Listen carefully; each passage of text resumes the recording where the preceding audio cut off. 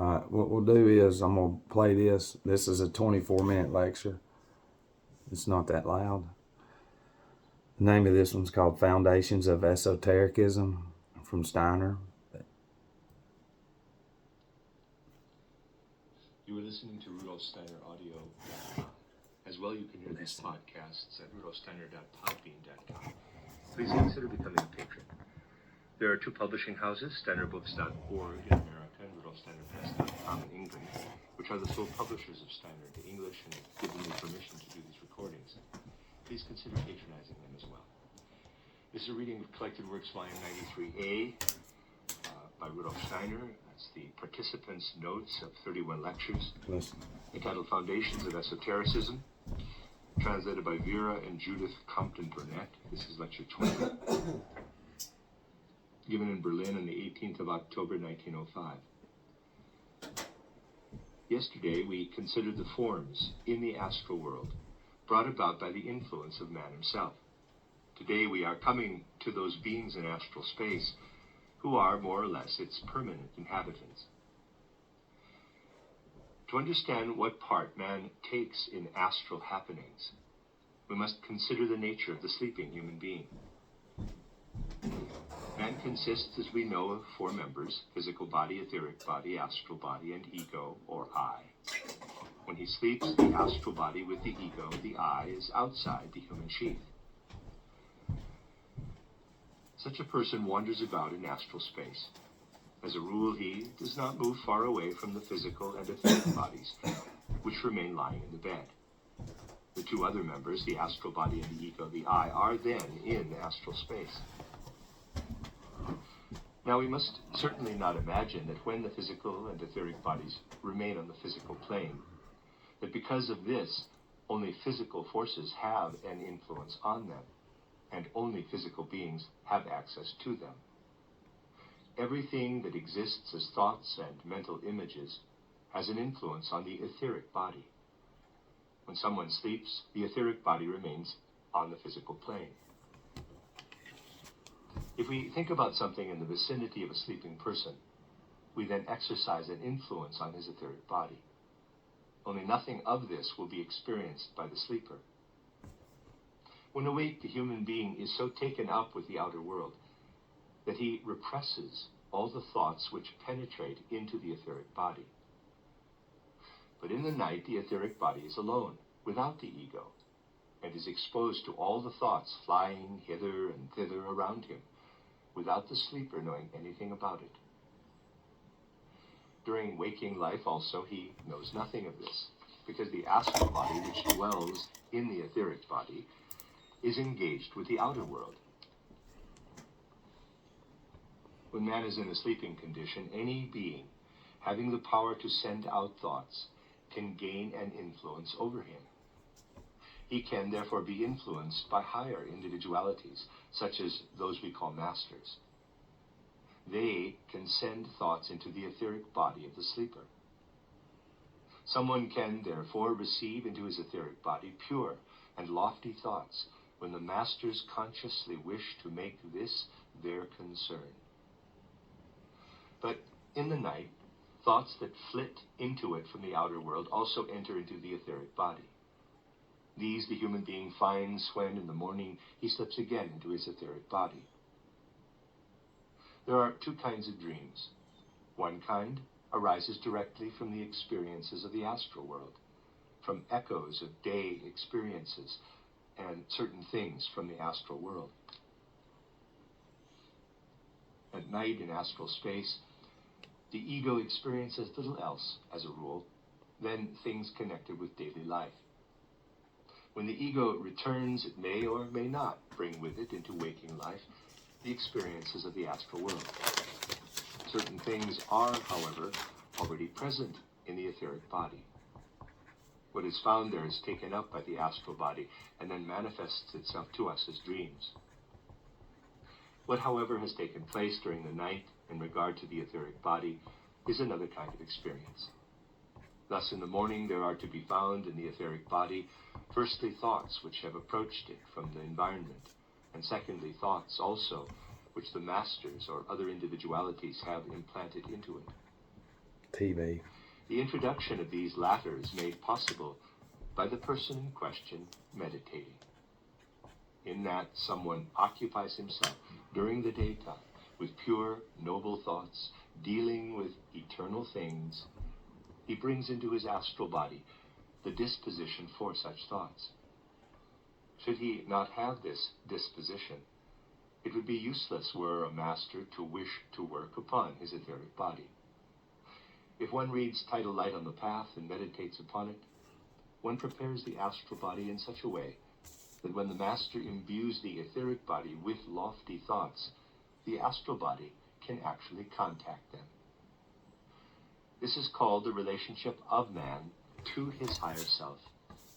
Such is the true nature of this process. The higher self of man does not live within us, but around us. Among the more highly developed individualities is the higher self. Man must be clear that the higher self is outside him. Were he to seek for it within himself, he would never find it. Billboards. He must seek it with those who have already trodden the path that we wish to tread. Within us is nothing except our karma, what we have already experienced in earlier incarnations. Everything else is outside us. The higher self is around us. If, in preparation for the future, we wish to approach it more closely, we must seek it, above all, in the company of those individualities who can work during the night on our etheric body. The higher self is in the universe. Therefore, the Vedantist says, quote, tat tvam asi, close quote, that art thou. If through appropriate writings such as Tidal Light on the Path or the Gospel of St. John, we incline the astral body to take in lofty spiritual nourishment and thus to understand the masters, we are thereby working in a good way. Springs block it, toward what will rubber lead to blocks the it, higher self. mattresses. In the night, therefore, we find in astral space the sleeping bodies or the pupils with their masters, insofar as someone who has formed a tie through an appropriate meditation which unites him with the master is led toward him. This is what can happen during the night. It is possible for everyone, by immersing himself in inspired writings, to reach the point of taking part in such intercourse, and through this to attain to the development of his higher self. What will become our self in the course of some thousands of years is today the higher self. In order, however, really to get to know the higher self, we must seek for it where it already is today, with the higher individualities. This is the communication of the pupils with the masters. Something else that we can meet with in astral space is the black magician with his pupils. In order to train himself to become a black magician, the pupil has to go through a special schooling. The training in black magic consists in a person becoming accustomed, under methodical instruction, to torture, to cut, to kill animals. This is the ABC. ABC.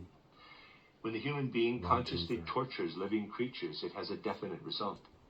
The pain caused in this way, when it is brought about intentionally, produces a quite definite effect on the human astral body.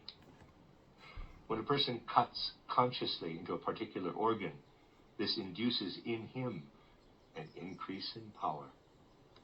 Now, the basic principle of all white magic is that no power can be gained without selfless devotion. When through such devotion power is gained, it flows from the common life force of the universe.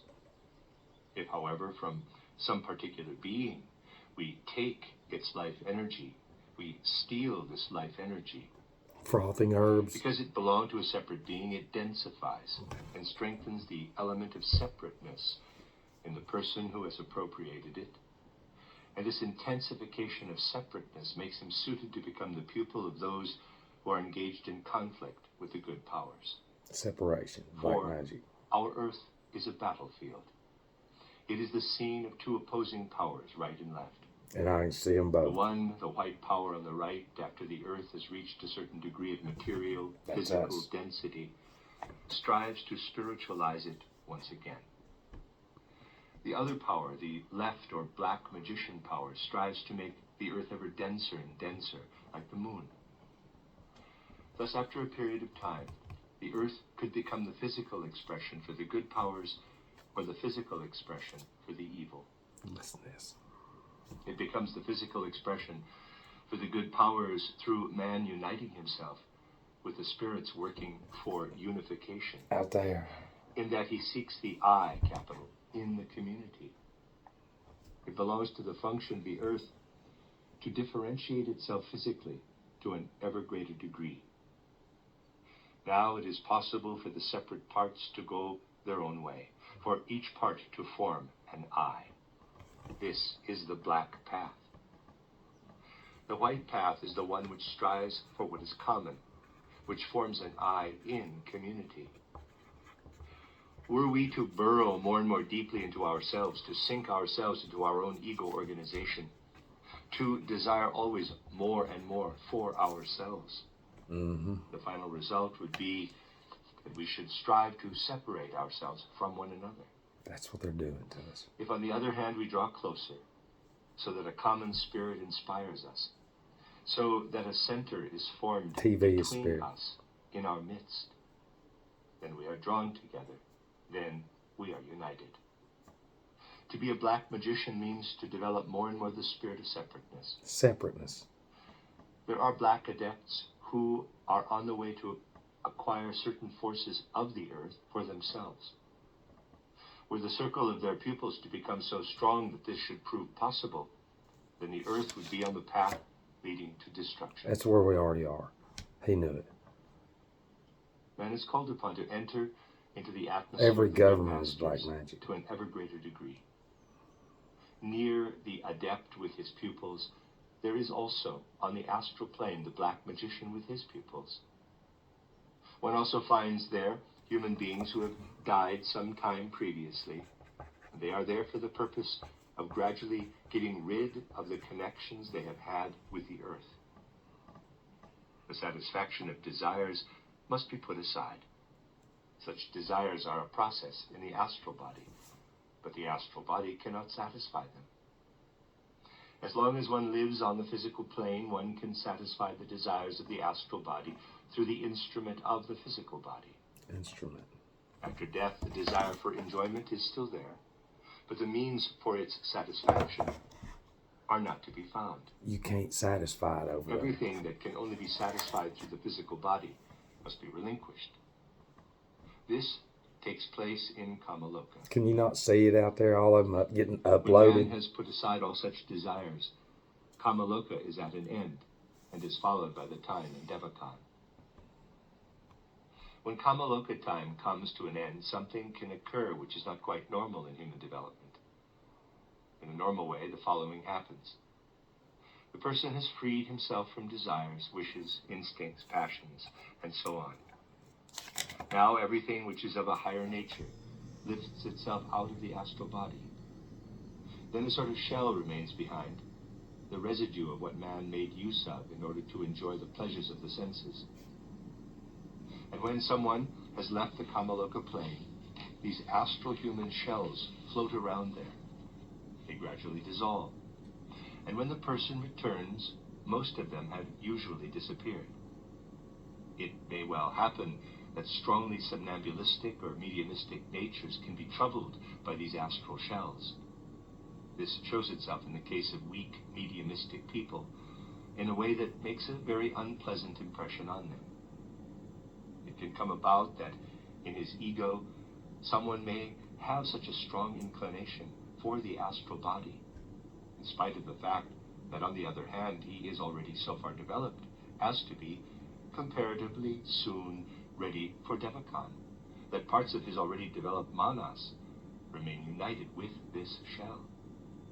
It is not so bad if someone develops lower desires when he is still a simple person, but it is a bad thing if someone uses his highly evolved intellect to gratify those desires. Then part of his manasic nature unites with these lower desires. In the materialistic age, this is extremely frequent. With such people, part of manas remains united with the shell, and then this shell has automatic intellect. These shells are called shades. These shades, endowed with automatic intellect, are very frequently what manifest through mediums. Through this, one can be exposed to the illusion that what is merely the shell of a person is his real individuality. Very often, what is made known after the death of a person proceeds from such a shell that has nothing whatever to do with the ego, which is developing further.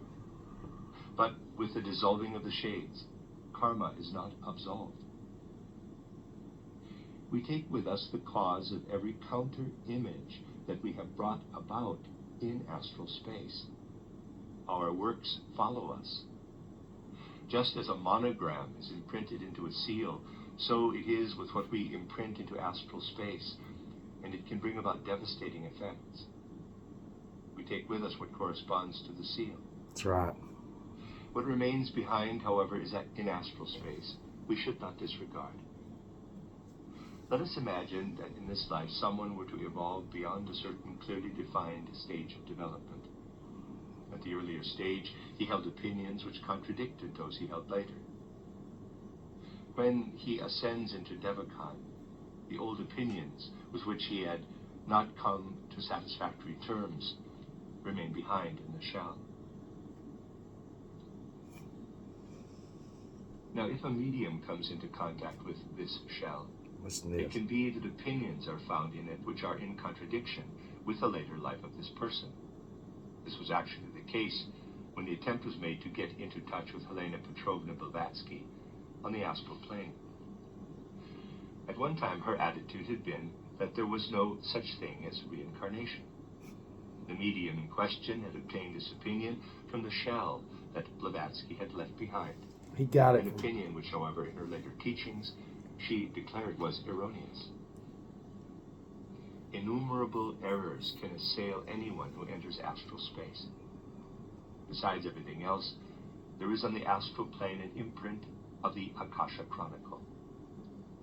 If someone has the faculty of reading the Akasha Chronicle on the astral plane, which is there reflected in its single parts, he will be able to see his earlier incarnations. The Akasha Chronicle does not consist of printed letters, but one reads there what has actually taken place.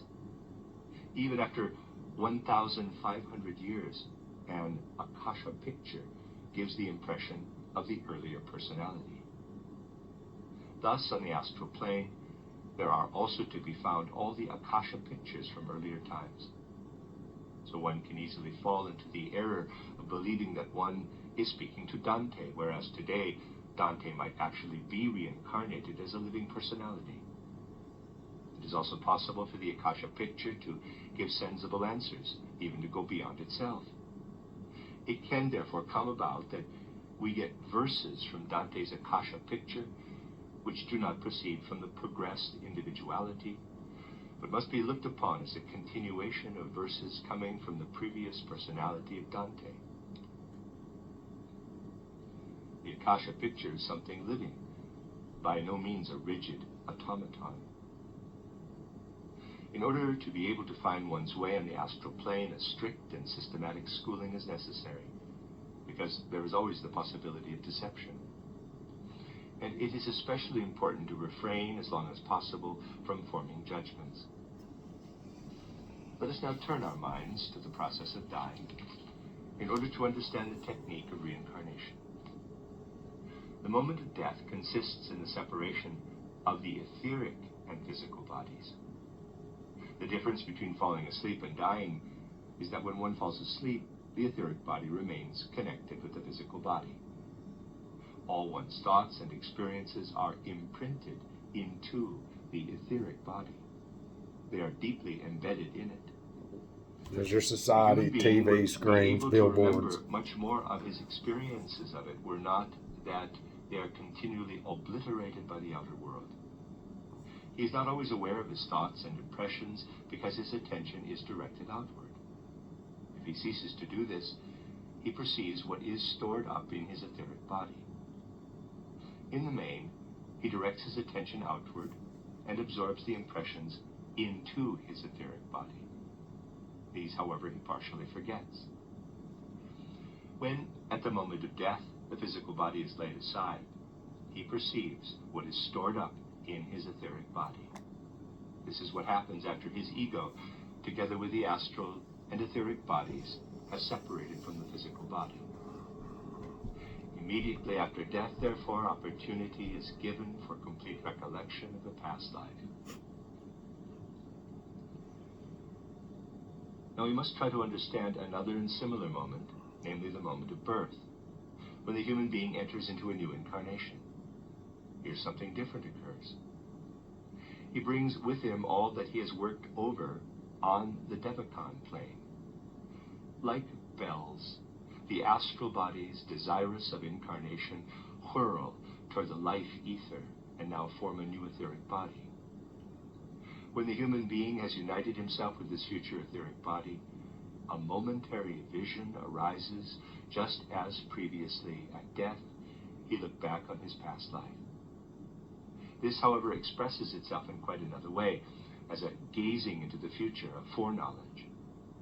In the case of children with somewhat psychic tendencies, one can sometimes hear them tell of such things in their earliest years, so long as the materialistic culture has not yet affected them. Yeah, pills and shit. This is prevision of the coming existence. Telling you what's coming. Now they These need are to be two on vital pills. moments, for they show Demons. us what the Fucking human demons. being brings with him when he descends in order to incarnate. When he has died, the essential thing is memory. When he reincarnates, what is essential is a vision of the future. These two are related to one another as cause and effect. Everything that man experiences in the last moment of dying is the gathering together of all previous lives. In Devachan, this is transformed from what is connected with the past into what is connected with the future. These two moments can form an important signpost, pointing to quite definite connections in two or more succeeding incarnations. The end of lecture 20. So what, real quick on the end of that is to the people that say reincarnation or being here before is not real. Okay, well, when you see all of them before and you didn't even try to do a thorough research, then your ether body and your astral body, but your ether body too, is imprinted with you what you absorb each day. Now you start to understand on the black and the white path, there is an astral plane. You're on a plane. On the other side, you can't see it, but they're everywhere. There's black and white magicians there, angels and demons. Okay? Separation is black path. So what does the news do? Well, there's two. He said there's two opposing currents, but see, this is just, I said years ago that this thing's not fair. It can't be. See, when you create all this shit, it's all separation. He warned the whole world, but he couldn't tell you what he really wanted to back then because they wouldn't seen shit. All the groups represent separation. They're already there. That's what I'm saying. That all these humans they're coming into this world and they're absorbing all this materialism. And then all these shells that he's talking about that are floating around, like he's talking about Blavatsky, they're summoning, what they had to do here in a sense. Thoughts and all that shit. Everything, when we go, everything in here comes out. Your higher self. They're blocking your connection to your higher self through the rubber, the springs you sleep on, the chemicals you drink and eat. You're not a human being. You're not real. You don't know. You're against the astral plane. You're against the other side. Your thoughts and all that comes through screens. You're inside. The whole time. TV, though, it's just the modified substance. Everything blocks it. And see, think about all those shells. Real quick, who was it? It was him. Steiner has talked about, was it in the 1700s? They did some shit. They were wanting to speak to spirits, is what it was. That's what it was. They went to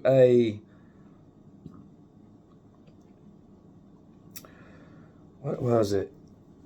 It was like some kind of Masonic structure. Had something of that nature. A temple, we'll say. But these mediums went to talk to spirits, and they ended up speaking to the dead. And the dead told them that they were being held hostage. They were hostages, trapped within these temples. So these temples, see, they're re-emerging Islam and all that, which is Saturn. And that's the black cube is Saturn, which would be these lodges. Do you understand? So all these fucking fake Islamic cells popping up are fucking prisons for souls on the other side too, amongst other things. Do you not understand? It's very easy when you put the pieces together. What's coming through me can see both, but like what I do is the white magic. I'm taking the time to grow the sage, the thyme, the rosemary, the lavender, etc. I'm taking the time to cultivate it, process it, extract that being, bathe in it, rub it on my forehead. There it is. Before I did this video, I put some on me. So then that's white magic. Black magic is confusion, separation. You understand? Selfish nature. And that's what everybody is. Being selfless is that. Being selfless is being called the craziest person in the city, town, in the neighborhood. Yeah, he's not social. And it's like, yeah, but y'all are all fat and lazy. Y'all got fucking diseases and all kinds of shit. You think I want to be social with y'all? God damn, y'all are all demons everywhere saying he's not coming around us. It's like I go do my selfish shit, which would be golf. I have to do something. And then I put my time to spirit beings. This is black fucking magic. He warned the whole fucking world. Everything that has to do with architecture and hell, basically anything in the fucking universities is through Steiner. Every bit of it. These Jesuits just took it, and it's what they do. They're not real fucking... Look, they are very intelligent. The ones that set this up. Not these Jessies we got to deal with. They're just fucking programmed. It's their job, you know. But the whole thing is they're being uploaded with the same shit that they're controlling the goy with. It's fucked up. They're not real.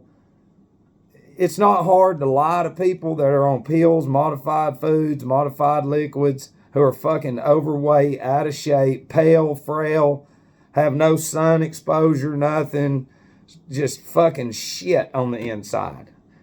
5 hours of TV screen every day, gadgets. That's not a human being. That's a demon. It's an ignorant fucking demon too.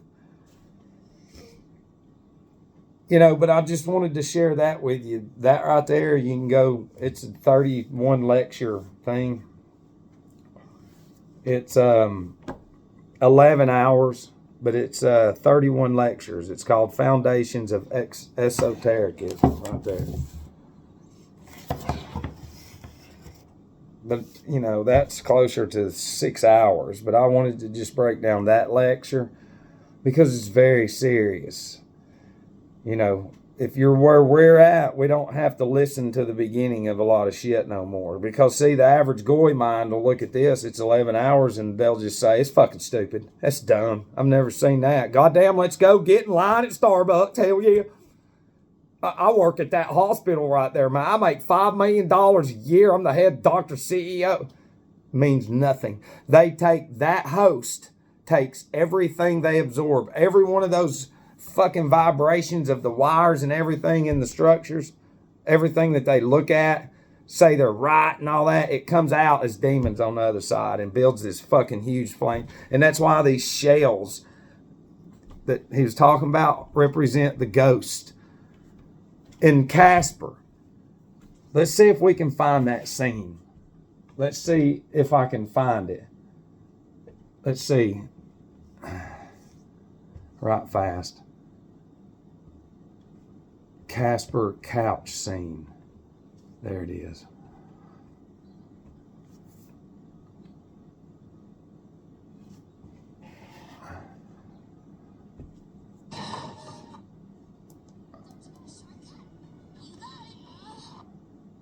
Hang on. Hold on. Why? I don't know if it's this. But look, Casper says there's a ghost somewhere and she says something and he goes, well, he's got some unfinished business.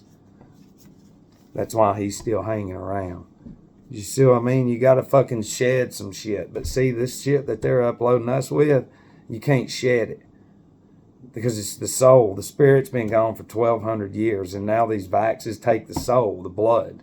So now they're just controlling the astral plane, everything.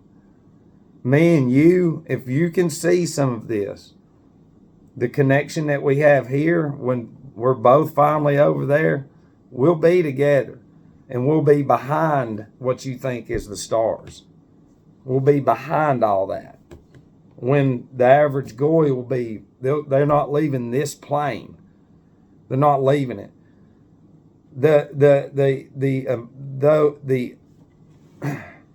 Those faculties of satisfying all the addictions is still there, but the act of accomplishing like you did in physical life's not going to be there. That's the hell. And then going from host to host anywhere. They're all around me right now. They're all around you. That's what I'm saying. Like when I smell alcohol, you ought to see, if you could see what I can see. All these fucking stuck souls trying to get into that bottle. I can see them. And anywhere there's bars and all that other shit, there's floating beings trying to get in those bottles, trying to get into the anatomy of the human, drinking it so they can get that feeling that they once had here, but they never get it. That's why the atmosphere is so down and gloomy. It's because there's other shit going on. That's why when you go to a garden, you understand? That garden has life there. You're going to smell and be like, damn, hell yeah. It's because it's fucking angels everywhere and being that is literally around you, hugging you and all that you can't see. But people that are on the pills and all that shit, that's a deflection even if they are in the fucking garden because they've used chemicals to try to grow it. It still grows, but the nutrients, the real spirit of the group conscious being of that life form is not in there. They've bled it out just the same way that they have flushed out the pineal gland. These humans can't listen because they don't have their connection. The pineal gland is the Bluetooth for the human because it's connected to the sun. And then the moon is the pituitary. Yeah, and it's gone. Gone. If it's there, it's smaller than the way it was designed. And then all the chemicals for generations flushes it out. And then this brain becomes just a piece of equipment connected to this. And this is it right here. That's it. There's no soul. There's no spirit. There's nothing. And they're so fucking crazy, it's not funny. I love you.